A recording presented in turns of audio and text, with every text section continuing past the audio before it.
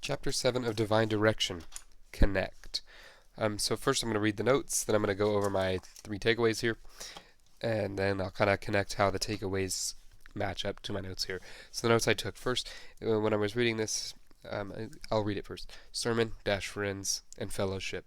You have Paul and Barnabas, and then you have David and Jonathan.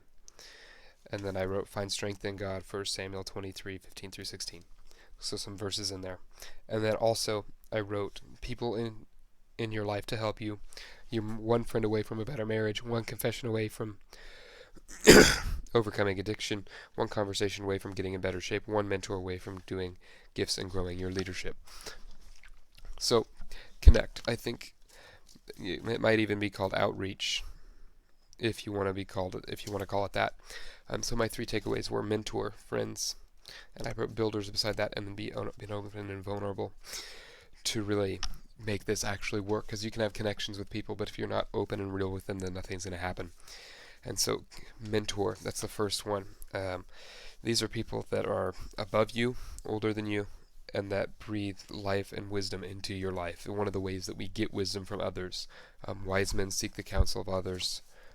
Proverbs 27:17 is a really good one to look at if you're looking for that. Takeaway number 2, friends, builders.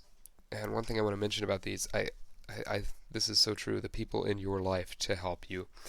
I think we forget, right, when in retrospect, looking back at my friends, I can tell that these people were placed borderline. They were placed by God here to help me on my spiritual journey, and in the same way I want to make a comment about being there for others in their spiritual journeys as well. As we take resources from others, at some point in time we should be looking to, as in the previous chapter, serve and get with others to get them back on the path as well. So God's given us the resources to do well, and connect is that push to use those resources well. And then number 3, to get the most out of it, is being open and vulnerable. If you're not real with somebody, you're not going to be able to open them up. This is one place I struggle the most. Just ask the questions. I love in one of Craig Groschel's sermons, he says, for married people, husbands, whenever you have anything positive to say, just let that encouragement free, kind of thing. And I love this. This gets me motivated when I read this. One friend away from a better marriage, or one confession away from overcoming an addiction, one conversation away from getting in better shape, one mentor away from doing gifts and growing your leadership.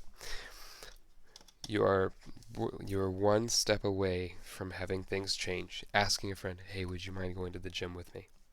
Asking someone, hey, could you meet me for breakfast every Tuesday, once a week, or once a month, regularly? So keeping this regular, keeping mentors both regular and real. Because if you're not real, then you guys are just kind of swimming around in a paddle boat, just not getting anywhere. But if we confess and we allow others to look in and be like, actually, I've dealt with that too, and this is how I overcame that, we're able to take their knowledge and apply that to our lives.